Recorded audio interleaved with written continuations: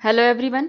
Blood का यह है पार्ट 5 और इस वीडियो में हम देखेंगे blood group possibilities of child from parents.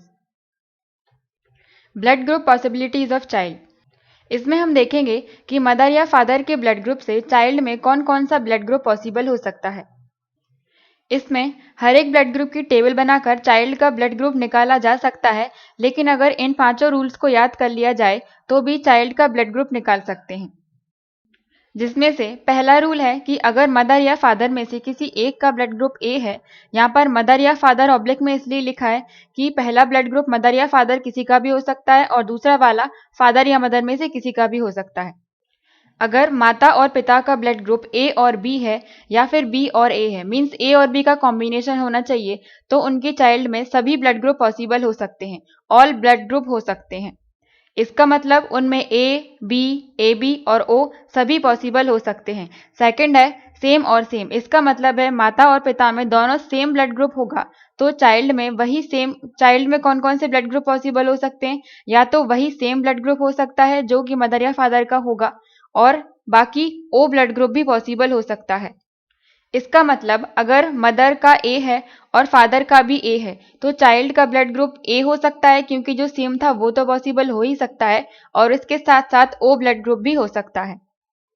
Third है कि अगर ए बी के साथ कोई भी अदर ग्रुप आता है, अगर मदर का ब्लड ग्रुप ए बी है और फादर का कोई भी है, या फिर अगर फादर का ए बी है और मदर का बाकी बचे हुए ग्रुप्स में से कोई भी ग्रुप है, तो चाइल्ड में ओ को छोड़कर कोई भी ग्रुप हो सकता है। ओ नहीं होगा, ओ के अलावा सभी हो जाएंगे, ए बी और ए बी, लेकिन ओ नहीं हो सकता। इसी तरह से फोर्थ है अगर ओ के साथ अदर ग्रुप आ जाए, अगर मदर फादर में से एक का ब्लड ग्रुप ओ है और बाकी बचे दूसरे का कोई भी ग्रुप है, तो उनकी चाइल्ड में या तो ओ ब्लड ग्रुप हो सकता है और साथ में कोई दूसरा ग्रुप भी हो सकता है। यहाँ पर अदर ग्रुप का मतलब क्या हुआ कि ओ के साथ जो भी अदर ग्रुप यहाँ पर लिया जाएगा वही सेम ग्रुप अदर यहाँ पर लिया जाएगा। इसका मतलब अगर ओ के साथ में ए का कॉम्बिनेशन हुआ है तो चाइल्ड में ओ तो होगा ही, साथ में जो अदर ग्रुप इसके साथ लिया था ए, तो ए भी पॉसिबल हो सकता है। इसी तरह से अगर ओ के साथ में बी आता तो यहाँ पर अदर ग्रुप क्या है, ये बी, तो चाइल्ड में ओ हो जाएगा और बी हो जाएगा। लेकिन इस वाले रूल में हमें इस बात का ध्यान रखना है कि जो ओ के साथ में अदर ग्रुप हमने लिया है उसमें ए बी ग्रुप नहीं होना चाहिए, ओ और ए बी नहीं हो सकते हैं। अगर मदर का ओ और फादर का ए बी है या फिर फादर का ओ और मदर का ए बी है तो उनकी चाइल्ड में ओ और ए बी को छोड़कर बाकी सभी ग्रुप हो सकते हैं। मीन्स अगर ओ और ए बी हैं तो ओ और ए बी चाइल्ड में नहीं हो सकता। जब ओ और ए बी नहीं हो सकता तो क्या हो जाएगा, या तो ए होगा या तो बी पॉसिबल होगा। तो इस फोर्थ रूल में हमें O प्लस अदर ग्रुप में ए बी ग्रुप को नहीं लेना है, क्योंकि O और ए बी के कॉम्बिनेशन पर O और ए बी हमें नहीं मिल सकता। इन सभी रूल से हम चाइल्ड का ब्लड ग्रुप फाइंड कर सकते हैं। अगर ए और बी का कॉम्बिनेशन हो रहा है तो उसमें बाकी सभी सारे ग्रुप पॉसिबल हो सकते हैं। अगर सेम सेम मिल रहे हैं तो सेम और ओ पॉसिबल हो सकता है। ए बी के साथ में कोई भी अदर ग्रुप आए तो ओ को छोड़कर सभी हो सकते हैं, और ओ के साथ अदर ग्रुप हो तो ओ और अदर ग्रुप आते हैं। लेकिन इसमें ए बी को हमें छोड़ना है, तो ओ और ए बी का कॉम्बिनेशन साथ में नहीं होगा।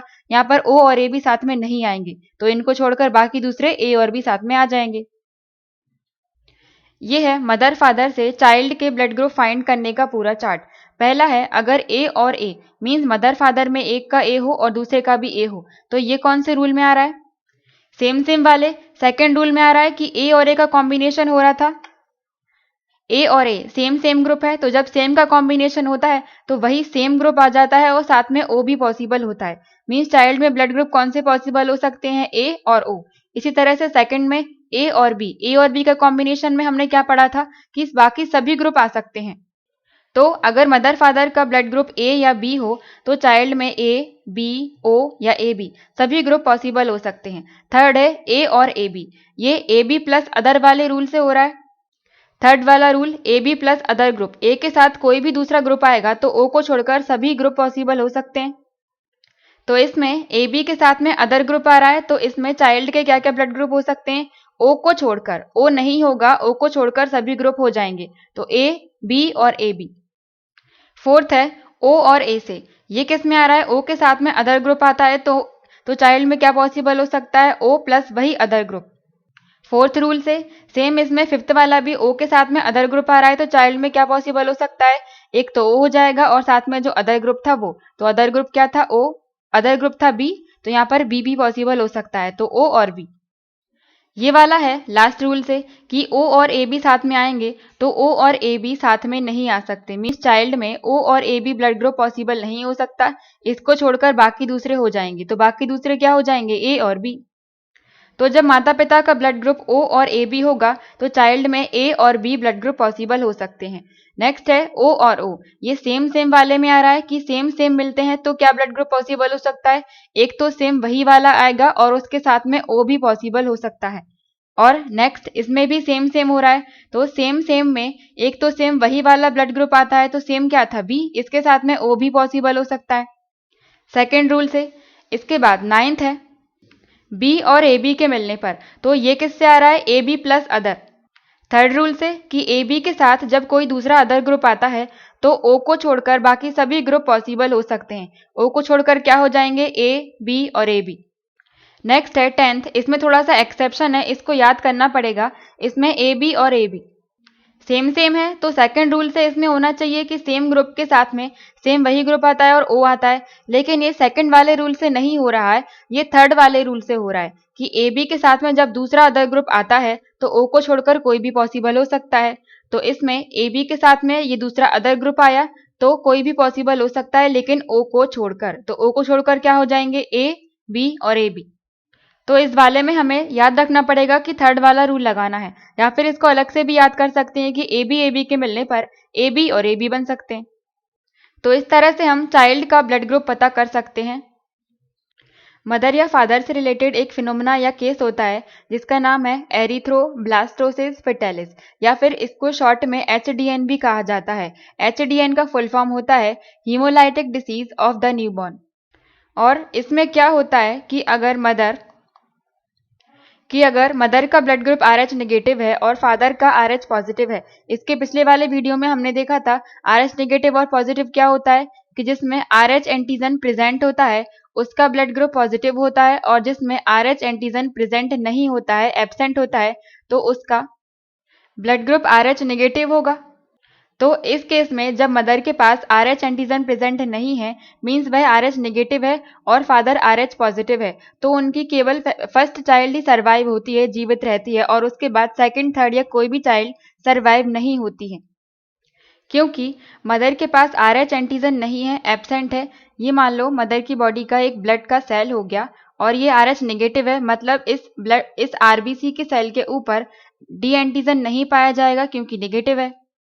अगर मदर RH पॉजिटिव होती तो इनमें डी एंटीजन पाया जाता होगा, तो इस सेल के ऊपर इस तरह का चौकोर का स्ट्रक्चर बन रहा होगा, चौकोर जैसा शेप, लेकिन ये RH नेगेटिव है, मतलब इसमें RH एंटीजन नहीं है, तो इस सेल के ऊपर कोई भी एंटीजन नहीं पाया जाएगा। M के पास कोई भी एंटीजन नहीं है, RH एंटीजन नहीं है, और जब पॉजिटिव एंटीजन इसमें ऐड होगा तो अभी M की बॉडी में उस बाहरी एंटीजन या एक्सटर्नल एंटीजन से लड़ने के लिए कोई भी एंटीबॉडीज नहीं है, तो फर्स्ट चाइल्ड सर्वाइव कर जाता है। लेकिन इसके बाद आगे से जब भी वह एक्सटर्नल एंटीजन या बाहर का एंटीजन इसमें एंटर होता है तो मदर की बॉडी के एंटीबॉडीज उस बाहरी एंटीजन को मार देते हैं, क्योंकि मदर की बॉडी में एंटीबॉडीज बन चुके हैं। तो इस केस में मदर के एंटीबॉडीज ही चाइल्ड के एंटीजेंस को मार देते हैं, और ये फिनोमेना कब होता है, जब मदर नेगेटिव हो और फादर पॉजिटिव हो। तो ये था ब्लड ग्रुप, इसके आगे हम नेक्स्ट वीडियो में पढ़ेंगे। Thank you.